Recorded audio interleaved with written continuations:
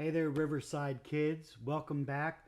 We're in the middle, and for anybody else, welcome too. If you're a visitor or you're a teen or an adult, I'm Pastor Dan, and we are trying to do some fun things during our time of quarantine to have the kids read an enjoyable book. And so I've been reading from The Lion, the Witch, and the Wardrobe by C.S. Lewis. We've done 2 chapters already. We're going to read the third chapter today.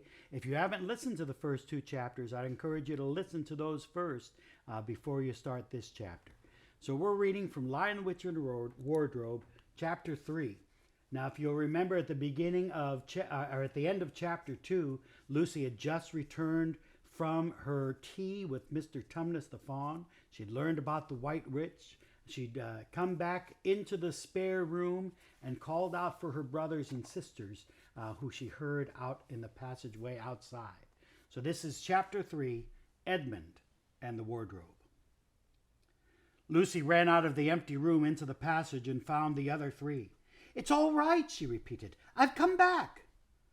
"What on earth are you talking about, Lucy?" asked Susan. "Why," said Lucy in amazement, "haven't you all been wondering where I was?" "So you've been hiding, have you?" said Peter. "Poor old Lou, hiding and nobody noticed. You'll have to hide for longer than that if you want people to start looking for you." "But I've been away for hours and hours," said Lucy. The others all stared at one another. "Batty," said Edmund, tapping his head. "Quite batty." "What do you mean, Lou?" asked Peter. "What I said," answered Lucy. "It was just after breakfast when I went into the wardrobe, and I've been away for hours and hours and had tea, and all sorts of things have happened." "Oh, don't be silly, Lucy," said Susan. "We've only just come out of that room a moment ago, and you were there then." "She's not being silly at all," said Peter. "She's just making up a story for fun, aren't you, Lou? And why shouldn't she?" "No, Peter, I'm not," she said. It's a magic wardrobe, and there's a wood inside it, and it's snowing, and there's a fawn and a witch, and it's called Narnia. Come and see." The others did not know what to think, but Lucy was so excited that they all went back with her into the room. She rushed ahead of them, flung open the door of the wardrobe, and cried, "Now, go in and see for yourselves." "Why, you goose," said Susan, putting her head inside and pulling the fur coats apart. "It's just an ordinary wardrobe. Look, there's the back of it." Then everyone looked in and pulled the coats apart, and they all saw, Lucy herself saw, a perfectly ordinary wardrobe. There was no wood and no snow, only the back of the wardrobe with hooks on it. Peter went in and rapped his knuckles on it to make sure that it was solid. "A jolly good hoax, Lou," he said as he came out again.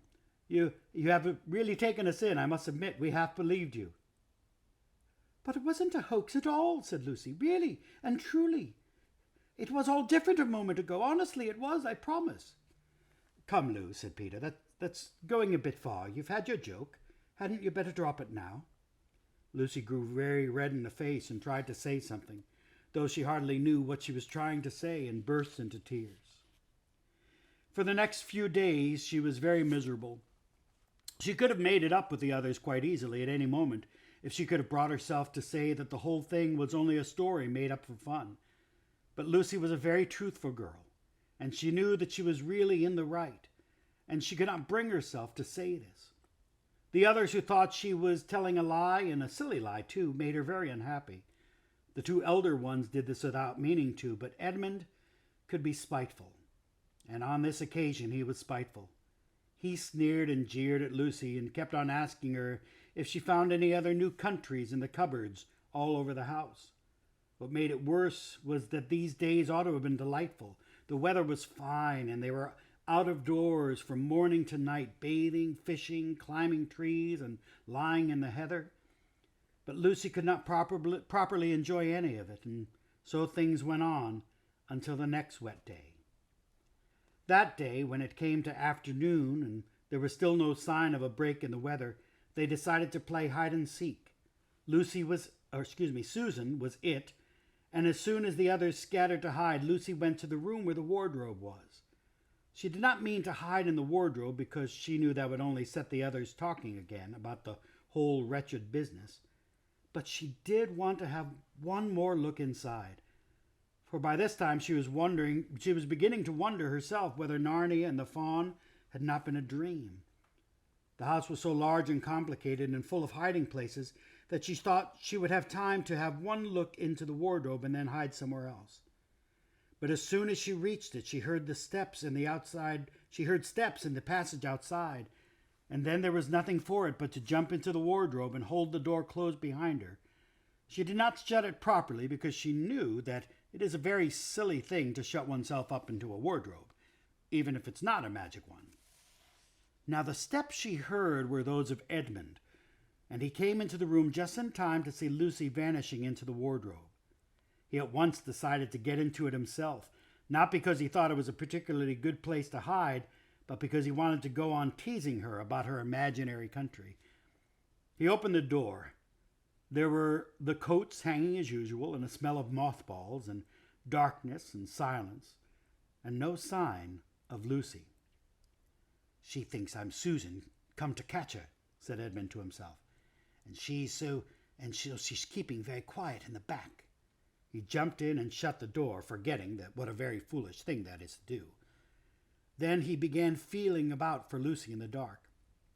He had expected to find her in a few seconds and was very surprised when he did not. He decided to open the door again and let in some light, but he could not find the door either. He didn't like this at all and began groping wildly in every direction. He even shouted, "Lucy! Lou, where are you? I know you're here." There was no answer, and Edmund noticed that his own voice had a curious sound, not the sound you expect in a cupboard, but a kind of open-air sound. He also noticed that he was unexpectedly cold, and then he saw a light. "Oh, thank goodness," said Edmund. "The door must have swung open of its own accord." He forgot all about Lucy and went toward the light, which he thought was the open door of the wardrobe, but instead instead of finding himself stepping into the spare room, he found himself stepping out from the shadow of some thick, dark fir trees into an open space in the middle of a wood. There was crisp, dry snow under his feet, and more snow lying on the branches of trees. Overhead there was a pale blue sky, the sort of sky one sees on a fine winter day in the morning. Straight ahead of him, he saw between the tree trunks the sun just rising, very red and clear. Everything was perfectly still, as if he were the only living creature in that country. There was not even a robin or a squirrel among the trees, and the wood stretched as far as he could see in every direction. He shivered. He now remembered that he had been looking for Lucy, and also how unpleasant he had been to her about her imaginary country, which now turned out not to have been imaginary at all. He thought that she must be somewhere quite close, and so he shouted, "Lucy! Lucy! I'm here too! Edmund!" There was no answer. "She's angry about all the things I've been saying to her lately," thought Edmund.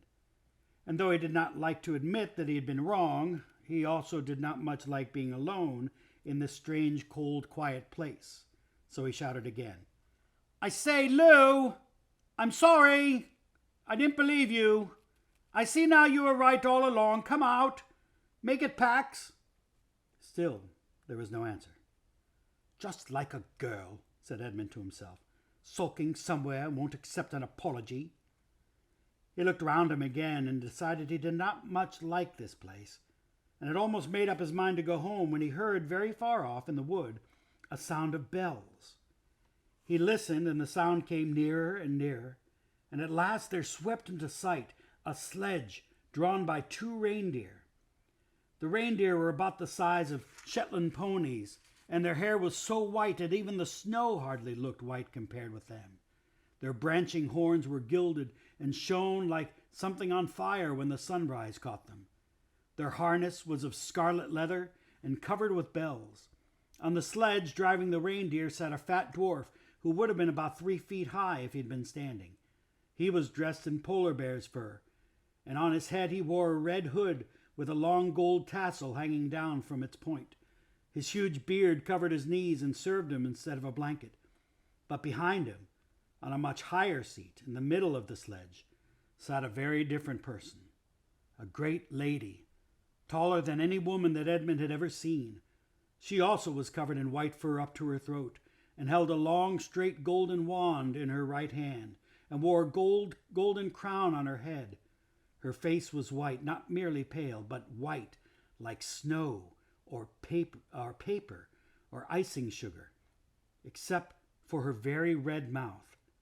It was a beautiful face in other respects, but proud and cold and stern. The sledge was a fine sight as it came sweeping toward Edmund, with the bells jingling and the dwarf cracking its whip and the snow flying up on either side of it. "Stop!" said the lady, and the dwarf pulled the reindeer up so sharp that they almost sat down. Then they recovered themselves and stood champing their bits and blowing. In the frosty air, the breath coming out of their nostrils looked like smoke. "And what, pray tell, are you?" said the lady, looking hard at Edmund. My name's Edmund," said Edmund, rather awkwardly. He did not like the way she looked at him. The lady frowned. "Is that how you address a queen?" she asked, looking sterner than ever. I beg your pardon, your majesty. I didn't know," said Edmund. "Not know the Queen of Narnia?" cried she. "Ha! You shall know us better hereafter. But I repeat, what are you?" "Please, your majesty," said Edmund, I don't know what you mean. I'm at school. At least I was. It's the holidays now." And that's the end of chapter 3. We'll be looking at chapter 4 on the next day, and so you can read it or listen to it when that's posted tomorrow. I hope that you're enjoying this story. It's a very adventurous time, and this is a very interesting person that Edmund has come to meet. We'll learn more about her in the next chapter. Hope that you tune in next for the next chapter and read along with us. If you want more information about Riverside Assembly, the church here in Methuen, Massachusetts, we've got information and links you can follow right down in the description of this video. Have a wonderful day. Kids, we love you. I miss you. God loves you, and hope to see you again real soon. Bye-bye.